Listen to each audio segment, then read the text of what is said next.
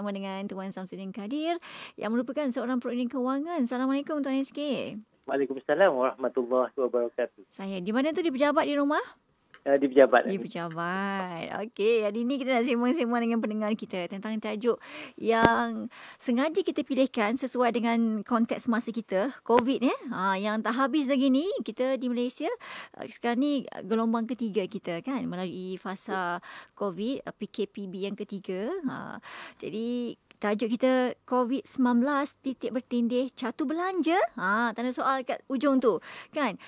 Katalah orang yang memang dah hilang pekerjaan kan, duit pun tentunya kurang ataupun memang boleh orang kata makan pagi, kais pagi makannya petang kan. Jadi dah habis catu, nak catu lagi macam mana Tuan SK?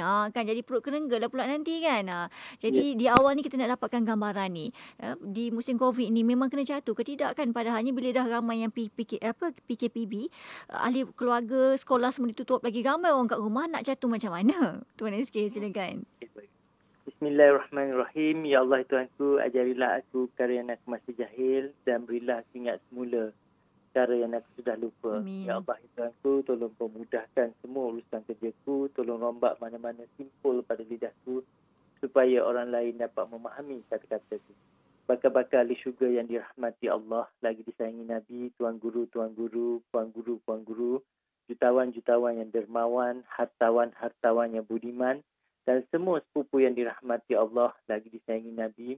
Assalamualaikum warahmatullahi wabarakatuh dan salam inspirasi.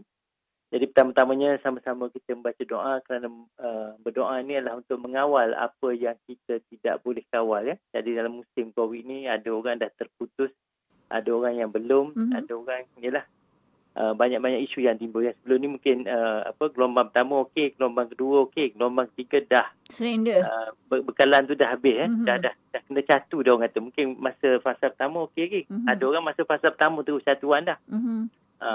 Jadi sama-sama kita baca doa, mudah-mudahan Allah pemudahkan kita lah dalam nak menyusun catuan ataupun tidak tu insya-Allah. Bismillahirrahmanirrahim. Alhamdulillahirrabbilalamin. Allahumma salli ala Muhammad wa ala ali Muhammad. Ya Allah Tuhan kami, kurniakanlah kepada kami dengan kefahaman para nabi, hafalan para rasul, ilham para malaikat yang hampir denganmu. Wahai Allah yang maha pembuka lagi maha tahu, bukalah hati kami seperti orang yang arif lagi bijaksana. Ya Allah ya Tuhan kami, sesungguhnya kami berlindung kepadamu dari rasa susah dan sedih. Kami berlindung kepadamu dari rasa lemah dan malas. Kami juga berlindung kepadamu dari sifat pengecut dan kedekut, dan sesungguhnya kami berlindung kepadamu dari dibebani dengan hutang dan dikuasai oleh orang lain. Ya Allah ya Tuhan kami, kurniakanlah kepada kami dengan kebaikan yang datang mendadak, dan lindungilah kami dari kejahatan yang datang mendadak, kerana sesungguhnya seseorang hamba itu tidak akan tahu apa sahaja yang akan datang padanya pada setiap pagi dan petang hari. Amin. Ya Allah ya Tuhan kami, biarlah nampak diri kami kecil sahaja pada mata pandangan kami, dan biarlah orang lain melihat kami besar pada mata pandangan mereka. Ya Allah ya Tuhan kami, perkenankanlah segala doa kami ini. Amin ya Rabbal Alamin. Jadi sidang pendengar dan penonton yang dirahmati Allah, lagi disayangi Nabi, apabila sebut ialah pusingan ataupun gelombang ketiga ni, ada belanja memang dah kena catu, sebab ada banyak juga yang hubungi saya, dah ada kata gaji pun dah ada yang baru diberhentikan. Ada yang simpanan dah habis habis apa yang perlu dibuat. Jadi memanglah kita pun ada bincang di samping kita mencatu, di samping juga kita mungkin cuba cari peluang dan ruang untuk tambah pendapatan lah. Jadi catu ni bukan apa.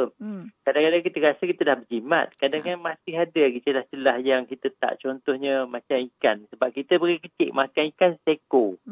Seorang seko. Jadi macam saya ni apabila berdepan dengan orang yang pelbagai jenis, baru saya tahu ada pun di Malaysia ni. DJ Siti yang dia ni menangis apabila masuk institut. Menangis apabila? Sebab baru masuk institut. Sebab kali pertama dia dapat makan ikan seko. Maknanya umur 18 tahun baru dia jumpa ikan seko yang dah digoreng. Sebab masuk universiti? Universiti kan mewah, mungkin boleh ni lah. Tapi kat rumah dia tu memang ikan sardin pun potong 3. Ada orang dia kata kat rumah memang kena potong. Ikan tu tak pernah tengok atas pinggang seko. Kena potong 2, potong 3. Jadi maknanya catuan tu bagi dia orang tak apa. Orang yang pernah macam ni, bila berlaku ni COVID, dia dah tahu nak catu tu. Orang yang macam senang mungkin yang tak pernah berlaku catuan dalam hidup dia dan keluarga dia. Jadi dia rasa dia dah jimat. Tapi bila saya tengok, yelah ikan kan boleh potong dua sebenarnya, right? Ikan kan kita beli. Tapi sebab bagi dia dah jimat dah. Saya kata kalau ikan tu potong dua, kalau anak dia ada 5 atau 4 orang anak, ibu bapa 6. 3 ekor dah cukup dah untuk sekali makan separuh-separuh. Tu catu lah. Tapi kalau dia tak pernah, dia akan 6 ekor lah. Sekali masak 6. Kadang-kadang ada tak habis. Dan catu ni juga bukan kita nak kurangkan, kita tanya juga. Kan ikan dia nak makan. Kadang-kadang anak kan dia rasa tak ada selera nak makan ikan, nak makan telur mata kebau. Jadi kita tanya dulu anak-anak, okey, hari ni nak makan apa? Dia kata, telur dengan kicap je lah hari ni, telur mata je. Tu kan telur mata jimat lah, kita bukan masuk kita suruh anak kita makan telur mata, kita tanya selera dia. Kadang-kadang selera tu juga menyebabkan sebenarnya itu catuan tu, bertanya tu supaya tak membazir. Ya, itu di antara yang kita boleh buat lah. Dan dalam aircon kita suhu 24 dan kita buka pun masa yang kita rasa betul-betul panas lah. Masa panas baru kita buka. Kalau kita rasa dengan kipas tu boleh, kita stop dulu untuk ni. Sebab kita tak tahu duit kita tu yang ada tu. Sebab kita tahu gelombang ni sampai gelombang ketiga saja ke, sampai ke 10 ke, wallahualam. Okey, itu yang dimasukkan dengan catu. Maknanya bukanlah tak makan ikan langsung. Maknanya macam tadi lah, dikerat dia kan. Ada orang mungkin fahamannya lain bila sebut catu ni kan. Tak makan nasi dengan lauk langsung. Makan nasi tak ada lauk tak kenyang kita walaupun makan nasi satu periuk, betul tak? Yang tu yang tak makan nasi tu DJ Siti. Saya makan. Kan bukan wanita. Wanita kan suka diet. Ada tak duit berlambat pun dia akan diet juga. Kenapa orang duit lebih, alhamdulillah. Saya jenis yang tak diet. Belasah makan je selagi pada mata belum lelap. Tapi berhenti sebelum kenyang. Yelah, betul. Okey, itu gambarannya tentang apa yang kita masukkan dengan catu belanja tu kan. Bukannya berhenti terus kan beli sesuatu, tetapi kurangkan. Contoh macam kurangkan apa-apa, kita kurangkan jumlah je. Okey, kalau ada soalan, mesti kena ada soalan pendengar, mesti kena ada, okey? Antara soalan di 2 platform yang kami sediakan. Yang pertama di WhatsApp Konti 01129004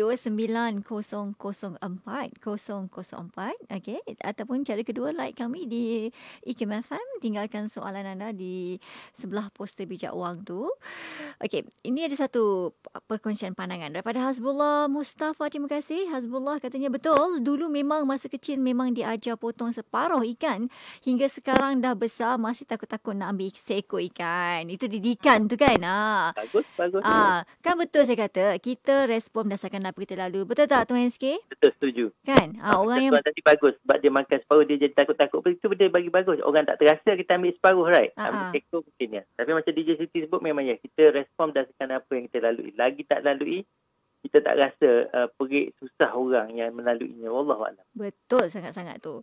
Okey, seterusnya kita tengok apa pula yang ditanyakan oleh pendengar kita yang bertanya di FB Live saat ini. Okey, belum ada lagi. Okey, saya tanya dulu pada Tuan SK. Okey, dalam bab makan mungkin kita agak mudah lah nak membuat senarai catuan itu kan. Contoh kalau tanya, okey, katalah nak ada 7 orang. 4 orang nak makan ikan, 3 orang nak makan ayam kan. So, dalam bab makan mungkin kita boleh senang untuk membuat senarai catuan tu. Tapi kalau dalam bab-bab benda lain kan, ialah kita bukan beli bahan makanan je kan dalam kehidupan seharian kan. Kadang-kadang mungkin kita nak kena beli seluar baru kan, terkoyak ke, terkecil ke kan, terbesar ke kan, banyak-banyak benda sebenarnya kan. Jadi apa lagi panduan yang boleh Tuan SK berikan dalam kehidupan kita? Mungkin kita tak dapat nak sebut semualah kan. Okey, antara apa aspek-aspek penting dalam kehidupan yang perlu dicatu? Okey, yang satu ni, kita catu ni ada dua. Satu, kita catu sebab kita jangka duit kita mungkin berkurangan. Satu lagi kita catu sebab memikirkan orang susah di luar sana. Ya? Macam contoh paling mudah yang kami bantulah semalam. Dapatlah gambar di Sabah. Saya tak tengok gambar tu mengalir mata sebab memang susah, daif sangat tambah dengan keadaan COVID. Jadi kita catu untuk kita bantu orang, tak sebenarnya catu untuk kita. Dan kalau macam pakaian pun, sebab apabila PKP ni banyak orang bekerja dari rumah. Jadi keperluan untuk membeli pakaian kerja ni dah berkurang untuk tempoh ni. Sebab kita pun jangan duduk rumah, takkan kita pakai pakaian pejabat kot kat rumah. Kita pakai yang biasa kat rumah. Jadi maknanya baju kita yang pejabat tu jadi tahan lama sikit sebab kita jarang pakai dah. Jadi apabila jarang pakai, jangan pula kita beli macam dulu. Dulu mungkin 2-3 bulan sekali beli ada setengah orang. Sekarang ni mungkin boleh sepanjangkan tempoh sikit. 4 bulan, 5 bulan baru beli. Dan tudung pun kalau boleh catu tu macam ni dah. Tengok rumah kita dah cukup dah satu warna rainbow. Sebab wanita ni dia kena selondong. Mesti. Nak pakai. Jadi cukup lah. Color kan, ambil color rainbow je. Dah cukup tu stop dulu. Handbag pun cukup dulu. Yang mana ada. As long as kalau handbag kita lebih daripada 2 tangan tu dah cukup lah. Sebab tangan kita ada 2 je. Hari ni pakai handbag belah kanan, esok pakai belah kiri. Lusa kanan balik. Jadi kalau 2 tu, satunya 2 je. Kalau yang lebih tu kita boleh. Sebab kita tak tahu duit kita tu berapa lama bertahan, kita tahu income kita, sebab kita tahu ekonomi Malaysia lagi. Contoh macam staf kerajaan nak. Kalau kita tengok sekarang ni belum terjejas apa-apa, tak ada kena potong apa-apa. Kalau gelombang berlaku ke-4, ke-5, ke-6, sampai orang nak bayar cukai pun tak ada, memang dengan harga minyak pun tak stabil, dan sebenarnya tu akan berlaku potongan juga. Jadi lebih baik kita bersiap sedia. Tak berlaku, alhamdulillah. Jadi tengok semua macam mana kita nak beli kereta ke, kalau let's say stabil, kita tangguhkan dulu. Kita tangguhkan. Itu pun perjalanan trip dulu pakai isi minyak terus pergi ke mana nak pergi. Sekarang ni rancang dulu kat rumah nak pergi ke mana. Sebab ada setengah benda kita boleh gabungkan event esok dengan hari ni. Dan kalau dia satu lalu ada esok memang nak kena pergi tak, baik kita set terus temu janji. Boleh tak kita tukar esok? Sebab esok kita memang kesahlang. Jadi 2 temu janji sekarang jadi minyak kita jimat dah. Satu tu maknanya kita kena lebih merancang laluan tu. Maksimal terus perjalanan tu. Kalau ada 2-3 urusan minggu ni, kita cuba satukan pada satu hari untuk laluan itu. Saya. Baik, bila kita sebut catu ni, kita tengoklah juga keadaan sesebuah keluarga tu macam mana kan. Contoh kan, keluarga A memang tak sihat. Dia COVID ke tak COVID, dia peruntukan dia duit untuk beli ubat dia je, suplemen dia je kena 300. Kalau tak, dia memang sakit lah kan. Jadi dia kena adakan juga kan. Jadi kita tengok orang, apa yang Tuan SK berikan tu contoh kan. Contoh anak kita memang jenis minum susu 5 botol sehari kan. Tiba-tiba kita catu 2. Memang sakit lah nanti kan. Tengok keperluan. Maksudnya tu. Ada benda yang walaupun catu no matter what memang kena kekalkan. Macam ubat ni benda yang kita jangan cuba. Contohlah dulu makan ubat kecil manis pagi satu malam satu. Sebab nak jimatkan kau beli ubat, kita makan satu hari sekali. Itu jangan. Ada benda yang kita boleh catu, ada benda memang dia tak kena berlaku lah. Cuma penjimat catu ni kadang-kadang untuk menjimatkan. Contoh macam kita air lah. Air masa musim air tak ada boleh pula kita guna mandi sikit je kan. Itu catu masa tu. Tapi kalau air ada kita buka je, kalau tak ingat tutup pun tak ada. Kalau musim ni kalau bunyi je nak buka air tu, cepat-cepat kita pergi, jangan kita cuba buka perlahan je. Tapi masa musim ada air, kita biarkan je. Jadi catuan tu bagi saya bagus sebab dia tidak memudaratkan kita. Tapi janganlah dalam benda ubat, benda-benda yang perlu tu, susu anak ke, yang kena minum susu kita minum, kecuali kita dah memang tak ada duit sangat, memang terpaksa lah. Dia catuan dia ada 2. Masa dah terpaksa ataupun kita buat awal. Kalau kita buat awal, kita boleh hidup senang lebih lama lah. Contoh nak beli buah-buah ke anak kita. Dia satu catuan yang bagus ni, nak makan, kalau kita nak jimatkan pos makanan, makan serentak. Dia akan cukup. Tak kira banyak mana kita letak atas meja tu, dia cukup. Tapi kalau makan seorang-seorang, anak ni tak nak makan lagi, jangan. Kalau buat macam tu memang tak cukup. Berlayar ada 3 ketuk, anak ada 6. Kalau makan serentak, masing-masing faham. Yang ada 3 ni kena share lah. Tapi kalau 3 orang makan dulu, 3 pau ayam, yang 3 lagi memang tak ada. Tu jadi yang mak terpaksa masak lagi, tak cukup lah. Sebab kita tak, dia makanan kalau ada sikit, kek macam kek lah. Kalau kek apa-apa ada, letak tu atas meja, panggil semua. Makan serentak. Jadi dia orang pandai-pandai nak ambil sikit-sikit. Satu lah bagi saya. Tapi kalau jenis panggil seorang, siapa nak makan dulu. Itu memang kadang-kadang akhir bulan tak sampai anak lain, kek tu dah habis. Wallahualam. Itu yang dimaksudkan dengan catu. Catu sempena COVID-19 ni, tak kira apa benda bukan? Kan. Kalau tudung tu, ni cakap pada diri sendiri ni. Kalau tudung tu rasa dah, katakanlah ada, boleh buka kedai dah ibaratnya punya banyak. Cukup-cukup lah tu kan, contoh. Okey, Nurul Izzah. Kalau ada nak lebih pun boleh jual kat dalam online. Tudung kita pre-love tu, right? Sebelum nak beli baru, kita jual kat yang tu. Tak apalah, duit tak adalah habis banyak sangat. Wallahualam. Okey, Nurul Izzah. Saya student yang duduk jauh dari family. Untuk fasa 3 ni, PKB fasa 3 ni, masa fasa 1 dan 2 duduk dengan family. Fasa 3 ni duduk asing lah sebab belajar. Okey. Okey, masa fasa 1 dan 2 duduk dengan family tak terasa sangat jatuh sebab bab makanan ni sebab ialah mungkin family ada tanggung kan. Sekarang nak bayar sewa rumah, petang buat kerja part time untuk cari duit poket. Nasib dah biasa hidup berdikari, berkaitan jatuh belanja harian bulanan memang kena kira elok-elok duit keluar masuk. Memang kena detail tu, tulis tu, kiranya tu. Kalau tak sikit je tak disenaraikan, macam contoh RM1, mungkin dia akan beri ialah kesan kan. Terlebih RM10 dia akan beri kesan pada perkara yang lain lah. Betul, setuju. Macam telur juga sama. Telur kita nak ambil telur grade A ke grade C. Kalau contoh saya pernah buat, beli grade A kadang-kadang RM12.5. Dah dapat 2 papan dia 60 biji RM25. Tapi kalau kita beli setengah kedai ni, grade C RM7.5, kita beli 3 papan pun masih. Sebab ada setengah anak ni, dia nak makan 3 biji no matter what. Beli saiz besar pun dia ambil 3. Baik kita beli saiz kecil kat rumah kita tinggal, dia buat 3 biji, stay untuk. Dia jimatlah duit kita tu. Jadi mana satu ni kan kena tengok psikologi juga. Kecuali lah anak kita, kalau dia kita beli telur saiz A, dia ambil 2 biji je. Kalau saiz C 3, ni tak ada. Ada setengah anak ni, dia fikir bilangan dia. Kalau nampak 2, dia rasa sikit. Jadi baik kita beli yang kecil terus. Sebab RM7.5 je sepapan. Allahuakbar. Okey, seterusnya kita keluarkan saya terbaca ni kiriman daripada kata-kata pendengar kita tentang pengeluaran KWSP kan. Kan akaun 1 sekarang kepada golongan bersasar saja. Kalau akaun 2 tu siapa nak keluar semua boleh keluar, tapi akaun 2 ni bersasar. Okey. Saya tertimbul ni. Saya teringat satu soalan ni tentang pengeluaran KWSP kan. Okey, katanya kerajaan akan berikan kepada golongan yang benar-benar memerlukan, yang hilang pekerjaan, yang memang dah tak ada langsung punca pendapatan kan. Tetapi katalah dalam akaun 1 tu pun kan tinggal 1,000 je, tinggal 2,000 je kan. Nak keluar pun susah. Kerajaan pun tak tahu nak bagi macam mana. Sebab kalau bagi semua, langsung kosong dalam simpanan dia untuk hari tuanya kalau dia tidak ada lagi pendapatan tambahan untuk dimasukkan ke dalam akaun 1. Jadi situasi yang kronik begitu macam mana Tuan SK? Itulah isunya, sebab dia isu bermula pada dululah, sama ada kita simpan ke tak dalam KWSP ni memang sebenarnya untuk hari tua kita. Memang kita kata tak apa, nanti anak kita tanggung. Anak sendiri pun dah ada hutang PTPN dan sebagainya. Belum tentu dia akan tanggung untuk masa depan kita. Jadi tu bagi saya, no matter what, kalau boleh simpan sikit untuk hari tua tu memang kena. Sebab kalau kita ada RM2,000 dia nak buat keluar juga, boleh, tapi dia akan jadi satu beban kat kita nanti. Sebab dia kajian menunjukkan orang ni jarang nak fikir masa hari tua, sehingga dia tua dulu baru rasa. Macam saya lah, saya rasa masa umur 18 apa saya tak fikir pun umur saya sekarang ni. Bila dah ada sampai umur ni baru fikir sikit. Jadi kalau boleh, benda yang orang buat untuk hari tua tu memang bolehnya jangan. Kecuali kita dah diberhentikan. Macam kalau ada duit lebih pada tu, tak apa. Kalau RM1,000, RM2,000 ni memang jelas kalau kita guna sekarang pun tak cukup, di hari tua pun tak cukup. Okey, seterusnya Vow Smile katanya bila saya balik kampung barulah dapat makan sedap. Kalau balik bandar kena berjimat.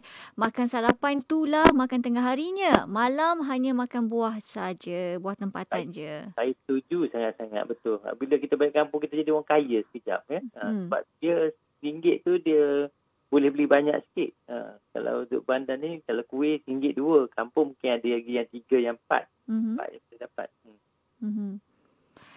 Okey, bagaimana kita nak mendepani? Katalah kan situasi COVID ni sebagai contoh, kalaulah ada lagi lepas ni PKPB fasa 4, 5, 6, rasanya apa yang terjejas mengikut ramalan Tuan SK? Sebab saya tengok satu, sumber pendapatan tu memang lebih ramai lagi orang akan diberhentikan lah. Sekarang ni kita tengok yang banyak airlines lah, yang 2,000 dan yang kita risau ialah airline dah terjejas dah. Yang lain ni sebab sekarang ni isunya orang berniaga pun akan terjejas sebab orang tak ada duit nak beli sekarang. Macam tadi yang cerita duduk KL, malam makan apa? Makan buah je. Breakfast lah combine sekali. Makan pukul 11 pagi. Dulu pukul 8, 7 orang dah pergi cari. Sekarang ni saya tengok orang makan breakfast pun lambat sebab dia nak pergi lambat tu lah. Tak tahan lama supaya lapar. Dia biar lapar, betul-betul lapar baru beli. Jadi semua dia akan jadi isu apabila ekonomi drop. Maksudnya orang dah tak ada duit nak beli, memang masing-masing akan sakit lah. Cuma saya risaunya isu contoh kecurian sekarang dah semakin berleluasa. Jalan pun orang ada ambil handphone tengah jalan dan sebagainya. Kadar kecurian memang lagi tinggi lah. Itu yang saya jangka akan jadi lebih bersiko pada rakyat jugalah. Sebab ramai orang kehilangan pekerjaan. Sebab sekarang duduk bandar, duduk kampung tak apa lagi. Boleh makan, orang kata daun-daun kayu ni, sayur tu kat bandar ni tak ada apa. Semua bangunan batu je. Tak ada pokok yang kita boleh makan. Ialah buah ke apa yang kita boleh makan. Jadi nak tanam pun berapa bulan dulu baru boleh hasil. Yeah. Jadi risiko di bandar ni lagi teruk lah kan jadinya. Kalau dia masih berlanjutan lagi COVID. Maknanya dunia hari ini berbeza sangat dengan dunia yang dulu. Jadi lepas ni kita kena siap siagakan diri kita berdepan apa jua cabaran yang tak terjangkau di akal. Betul tak Tuan SK? Betul. Itu sebab duit kita pun biar ada dalam bentuk-bentuk yang berbeza dan sumber pendapatan pun kalau boleh cari lagi tambah lah. Sebab kita tak tahu yang ada sekarang ni akan berterusan ataupun terhenti. Jangan tunggu terhenti. Ramai orang ni baru nak gali telaga apabila rasa dahaga. Tunggu dahaga dulu. Jangan. Kalau kita tak dahaga sekarang ni, cari. Bukannya kita gila duit. Sebab kita tak tahu yang sumber-sumber sekarang ni akan kekal tak. Mana cari je ada sumber pendapatan baru je. Tapi janganlah ganggu sampai mengganggu waktu kita dengan bersama keluarga. Tapi kalau duit tak ada, menghadap keluarga tak ada mood, betul tak? Betul. Kan? Yelah. Bila kita menghadap keluarga, tengok anak menangis, kita ni jadi hati tak keruan. Nak tengok keluarga pun tak ada mood. Macam, alah tak tahu nak tolong tak nak tolong sebab duit tak ada. Contohlah kan. Itu yang jadi apabila duduk kat rumah banyak, tambah kita duduk rumah flat ke atau rumah kecil. Anak kita pun akan stres duduk rumah. Nak keluar tak boleh. Betul. Sebenarnya kos kita meningkat sebenarnya apabila dalam PKPB ni. Apabila duduk rumah ni memang dia akan jadi cepat lapar apabila bosan duduk kat rumah. Nak keluar tak boleh. Itu sebab kena cari aktiviti-aktiviti kat rumah yang kita boleh untuk dengan anak-anak lah supaya bila dia terhibur dia kurang sikit stres tu. Kalau dia stres ni yang biasa kita buat balik makan. Yelah boleh makan. Kalau duitnya tu berlebih, duitnya ada. Kalau tak ada, tu yang masalah tu kan. Yang duit lebih memang kata jatuh pun dia tak tahu apa. Dia tak tahu apa jatuh tu. Catur tahulah, catur tak tahu. Ya betul. Kan. Nanti yang dah pernah merasa insyaAllah Allah. Okey, baik. Seterusnya soalan, macam mana nak kawal penggunaan kad kredit masa tempoh PKPB? Kan duit cash tak ada. Tapi ada kad kredit. Srek. Kan tiba-tiba setiap bulan tempoh penyata tinggi mengalahkan PKPB. Kan zaman yang tak PKPB pun tak belanja teruk macam tu. Tuan SK. Sebab bila stres sekali memang kita akan banyak belanja. Jadi kalau guna kad kredit pun cuba cari. Maksudnya sama ada kita nak beli sebulan sekali. Ada orang, kalau kita suruh sebulan sekali pergi pasar raya, dia tak boleh sebab dia kata pergi pasar raya ni terapi minda. Kalau nak terapi minda nak pergi 4 kali boleh. Cuma limit terus. Kita tulis senarai apa yang barang tak ada kat rumah. Bila sampai kita beli barang tu je walaupun guna kad kredit. Jangan bila sampai ke pasar raya, yang ni pun nak, yang ni nak. Itu memang tak cukup duit. Maknanya senarai kalau kat rumah kita dah buat keputusan nak beli benda ni, kita pergi sampai pasar raya guna kad kredit untuk beli barang itu saja.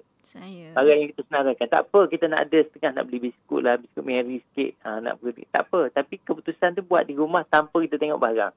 Sebab di pasar raya ni terdapat terlampau banyak perangkat-perangkat untuk mempengaruhi kita. Sama dengan troli. Saya bagi satu je. Perangkat yang ada dalam pasar raya di antara yang paling bahaya adalah troli. Troli disediakan dalam pasar raya bukan untuk memudahkan orang beli. Untuk orang rasa hina. Sebab contoh DJ Siti, kalau saya masuk, saya ambil troli. Bila nak beli ubat gigi je. Lepas habis bersiaran ni. Saya ambil troli, malas nak pegang. Apabila saya letak ubat gigi, apabila saya tolak, mata orang lain akan jeling. Betul. Dia lepas tu tengok kat jam ataupun tengok hari. 20 bulan dah duit habis. Sikitnya beli. Jadi kita pula akan rasa down. Kita rasa seolah-olah orang menghina kita tak duit. Itu yang kita ambil masuk sampai kat kaunter penuh. Jadi troli ni dari segi marketing dia buat tu untuk nak buatkan kita rasa rendah diri. Bukan untuk memudahkan kita ya. Sebab salah satu strategi dalam pasar raya ni, dia akan memastikan kita target nak beli RM24. Dia akan pastikan kita keluar pada pasar raya habis RM100.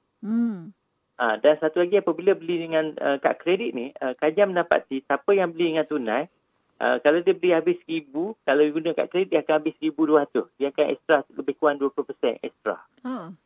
Jadi mana beli dengan cash lebih selamat. Tapi macam DJ sebut, dalam keadaan sekarang kita duit tak ada ni. Tak kena guna kad kredit. Cuma bagi saya itulah kena senarai. Masuk yang pasal dah ambil barang tu keluar. Duduk lama tu memang akan habis lebih banyak lagi. Tambah kad kredit ni dia memberi kat kita mimpi di siang hari kita ada duit lebih daripada duit yang kita sebenarnya ada. Jadi tipsnya kalau masuk pasaraya barang kita tak banyak makna, kita peganglah setakat ubat gigi sekotak tu ya. Betul. Pegang dengan tangan Betul. ataupun kan katalah nak ambil 2-3 barang. Lenguh nak pegang. Kalau ambil troli tak sesuai, ambil bako kecil tarik tu kan. Betul. Bako itu sangat bagus sebab bila bako dah penuh kita dah penat. Jadi cepat nak keluar dah sebab kita dah rasa penuh.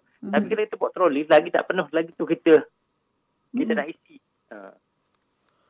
Okey, seterusnya pendengar kita bertanya soalan. Catuan dari segi pendidikan tambahan anak, iaitu tuition. Adakah ia waras? Kita mungkin hentikan tuition anak-anak ataupun katakanlah tuition dia seminggu 3 kali, buat sekali je ke? Macam mana? Ya betul. Dia sebenarnya saya tengok sekarang ni ada yang dah kes yang dah kena buang kerja, dah ada kena potong, ada yang kerja 5 hari dah jadi 3 hari. Apa yang dia buat, dia tanya di setengah anak dia subjek apa yang dia lemah. So kita continue yang lemah saja. Kita kurangkan. Manakala kalau kita ambil semua subjek sebelum ni sebab kaya sikit semua subjek kita hantar. Sama ada belajar online ataupun offline. Sekarang kita ambil subjek yang penting macam matematik dan sebagainya saja. Itu pun boleh. Kalau tak mampu kita kurangkan lagi lah. Tengok atas jauh mana yang kita terpaksa satu tu. Kalau tak teruk sangat kita kurangkan subjek je di musim ni. Jadi dulu kan kena bayar 100 lebih satu subjek RM25. Ataupun mampu RM20 kita bayar RM20 lah. Maknanya kita hantar anak kita tu belajar untuk kelas online ataupun offline untuk satu subjek saja. Untuk di musim PKP lah, lepas kita dapat gaji semula, dah kerja baik semula, baru kita hantar semua subjek ke Wallahualam. Okey, seterusnya soalan daripada pendengar kita. Saya rasa soalan ni jawapannya subjektif, tengok kumpulan keluarga. Tapi tak tahulah kalau Tuan SK ada sisi lain untuk menjawab soalan Khadijah dari Alur Star.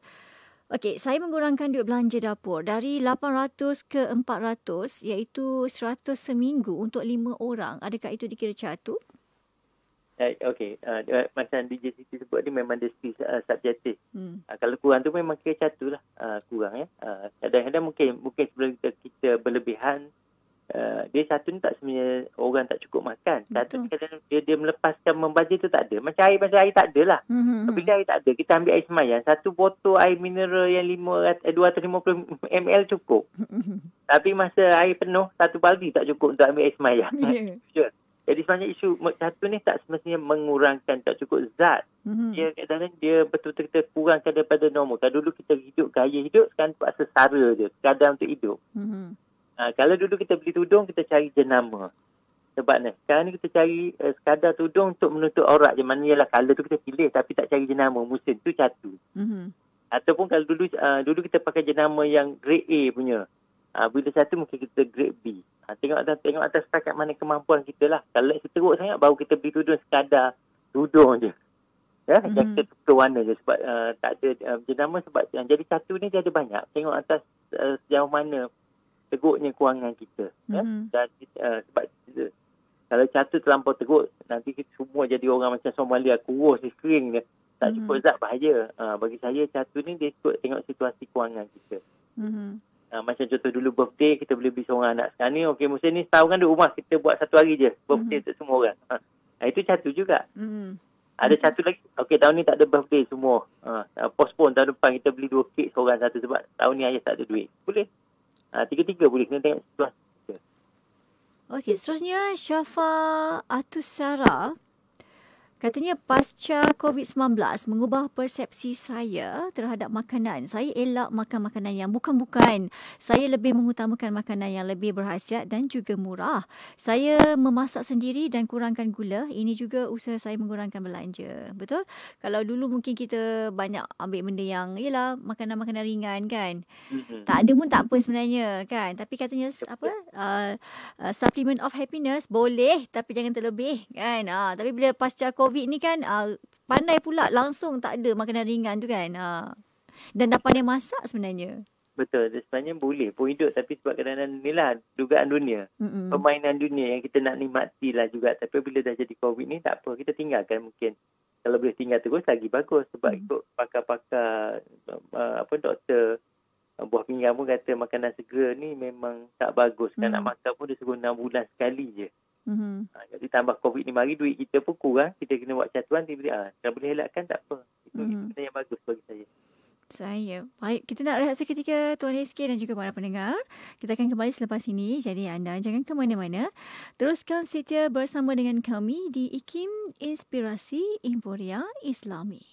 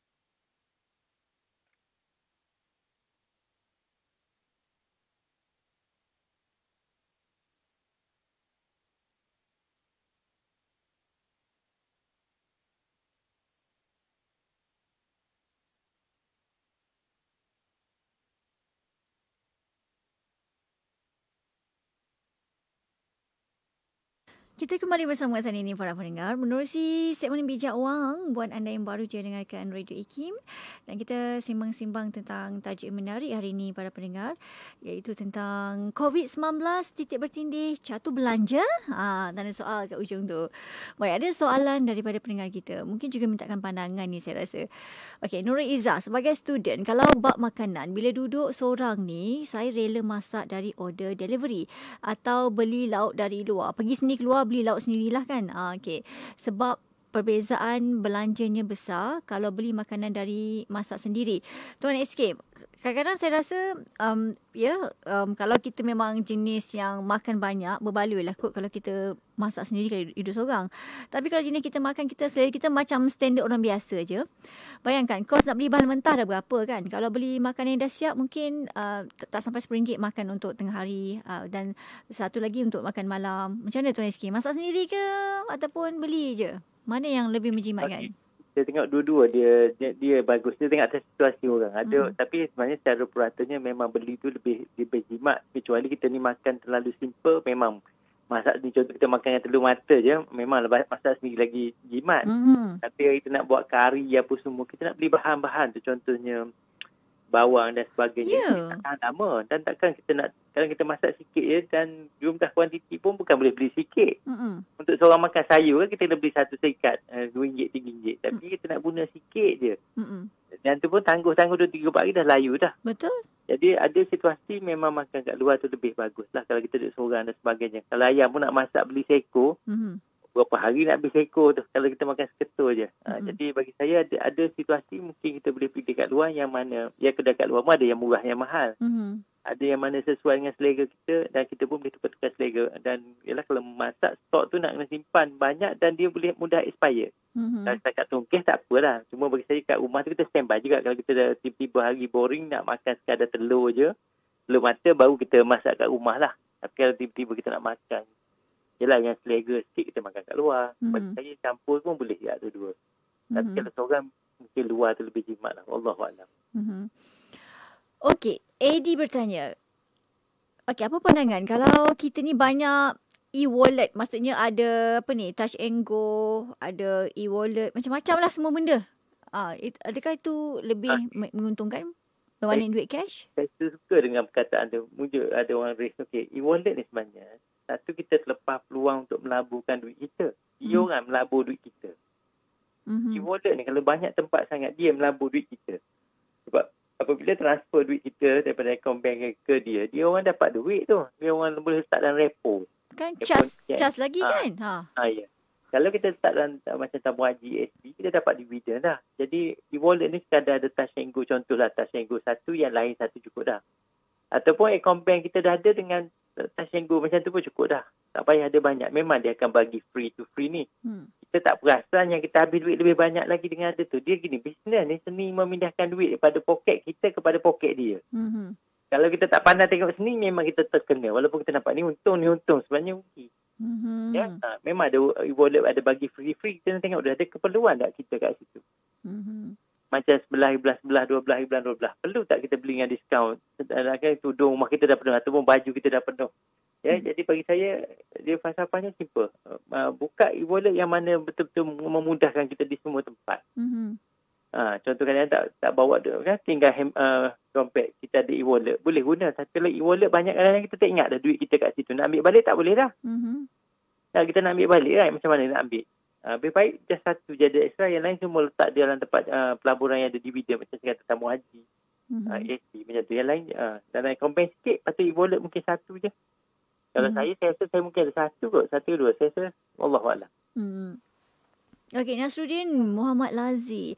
Anak-anak tunggu mak dan ayah balik kerja, tak sampai hati balik kerja tangan kosong. Okey, tak apa. Bagi yang ada lebih duit kan, Tuan SK, betul kan? Jadi kalau saya setuju, kadang anak tunggu depan rumah. Betul, faham. Benda yang tak kos sangat. Dia nampak berbaloi yang dia orang suka, tapi tak kos sangat lah. Ataupun catu. Macam saya tak apa, beli sesuatu kita catu. Kita catu. Macam je lah nak beli sesuatu yang yang biar semua orang dapat merasa sikit seorang. Tapi kalau kita mampu, bolehlah bagi satu seorang. Tapi jangan pula ajar kita satu orang, tapi dia tiba tak ada duit nak satu, dia tak biasa. Jadi anak ni, saya macam mana kita, biar ada satu sekali-sekala. Baru dia rasa nikmat. Dan dia menghargai, bagi rumah orang ni nanti dia pakai ambil. Jadi kalau dia satu, kita ajar kat rumah, dia pergi rumah orang. Contoh masuk rumah tu, orang tu serve ayam 5 ketul. Hadirin yang makan ada 8 orang. Jadi dia nak ambil, dia akan tanya dulu. Ni boleh ke saya nak ambil ayam? Takut orang lain nak ambil. Itu dia akan ada adab. Tapi kalau kita tak ajar satu kat rumah, ayam ada 5 ketul, orang ada 8, dia pakai ambil kat dia dah. Dia tak tanya. Sebab satu ni sebenarnya nikmat hidup. Macam kereta. Kenapa ada brake? Satu tu brake kereta. Kenapa kena brake? Kat lampu traffic light, kereta memanglah untuk berjalan. Kenapa nak brake? Tapi dah sampai traffic light merah, memang kena tekan brake. Jadi satu ni macam tu dah kena COVID kan yang berhenti. Ataupun satu tak nak bagi obesity.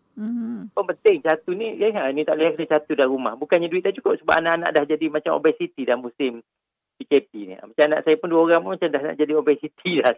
Lebih kasih sayang dah. Jadi kena satu. Bukan satu kerana jimat duit. Nak jimat, nak selamatkan kesihatan mereka. Wallahualam. Okey, seterusnya soalan daripada pendengar kita yang bertanya saat ini. Okey, bila beli barang cashless ni kan, saya rasa Tuan SK dah sebutkan tadi, tapi tak apa, saya suka kalau kita fokuskan lebih lanjut tentang kalau beli barang cashless ni kita tak sedar yang sebenarnya kita berbelanja banyak sangat. Katakan kita bajet nak RM50 je, tapi sampai RM200.5 beli barang. Macam mana Tuan Rizky nak menahan diri sendiri ni daripada terlebih belanja ni? Betul. Ini yang bahayanya apabila duit cash. Memang sangat zaman ni zaman kita diuji lagi teruk beran dulu-dulu. Sebab kita tak ada. Sekarang ni nak beli apa kat ujung jari je. Tu kena potong jari dia baru selamat. Lagi ada jari tu bahaya. Potong jari. Yelah, potong jari. Sebab jari ni lah yang menyebab sekejap je. Duduk boring saja tengok masuk dalam online shopping, dah tertekan, dah zas. Sebab semua bayar dulu. Okey, senang nak ambil, kita ambil konsep dulu lah. Kita pergi isi minyak, contohlah kereta kita boleh muat RM100. Kita guna kad debit ataupun kad kredit dengan cash. Yang mana yang rasa berat hati nak bayar? Mestilah yang duit. Betul tak? Yang duit nak pegang, nak 2 keping keluar 50, menggigil kita. Ya Allah, mana baru isi minyak ni nak isi lagi. Tapi kalau guna kad pun tak tengok pun meter isi minyak tu. Biarlah kita tak kisah pun. Kalau makan kat kedai pun kan tak tengok pun bil. Zah nak bayar apa? Kad. Kita bagi kad, kita tak tengok pun berapa. Kan dia boleh buat, dia boleh apa, dia panggil wave, right? Wave je hantar macam tu. Kita tak tengok pun. Lepas tu ambil resit masuk dalam beg terus. Jadi kurangkan. The moment kita guna yang cashless ni, berhati-hati. Memang dia hantui. Dia akan buatkan kita tak rasa apa-apa. Itu sebab sekarang ni duit masuk akaun kita, dia tumpang lalu je. Dia tumpang lalu je. Hari gaji dia masuk, esok tak ada dah. Sebab kita tekan. Sekejap je duit keluar. Kita kurangkan yang ada, kita ada e-wallet ni pun kurangkan duit kat sana. Wallahualam. Baik, Tuan SK, kita hampir ke penghujung ni. Apa sikit pesanan ke, ingatan ke, penegasan ke yang Tuan SK nak berikan untuk tajuk kita ni, COVID-19 titik bertindih catu belanja ke? Ya, dalam Islam pun kita tengok sebenarnya kita banyak catu, kita semayang-semayang ni pahala kita tak dapat sekarang, dapat di akhirat. Di catu sekarang pahalanya dapat di akhirat. Tuan dah ajar kita suruh catu dalam apa saja kita buat. Setengah duit yang kita bagi sedekah orang tu catuan sebenarnya. Catuan untuk kita hadkan untuk kita demi untuk membantu orang lain. Jadi catuan ni tak sebenarnya untuk diri kita je, untuk orang lain. Jadi bagi saya Islam pun mengajar banyak benda catu-catu. Ya, pahala kita tak dapat sekarang ni, kita akhirat baru ambil menuai. Jadi bila kita buat catuan ni, dia sebenarnya meningkatkan adab kita, semua benda.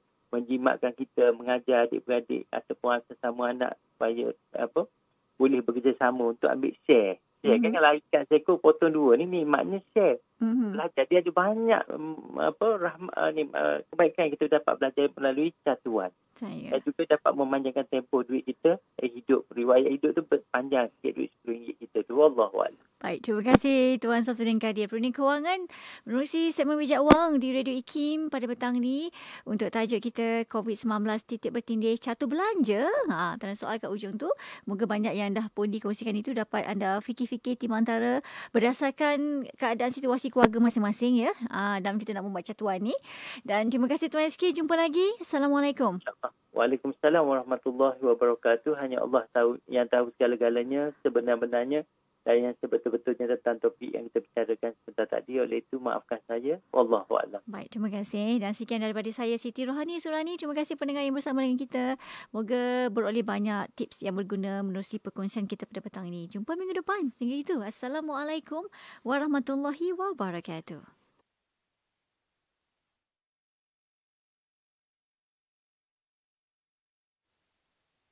Tuan Okey. Rizky, terima kasih banyak. Sama Cik Wan. InsyaAllah Okey. ke depan. Assalamualaikum. Assalamualaikum warahmatullahi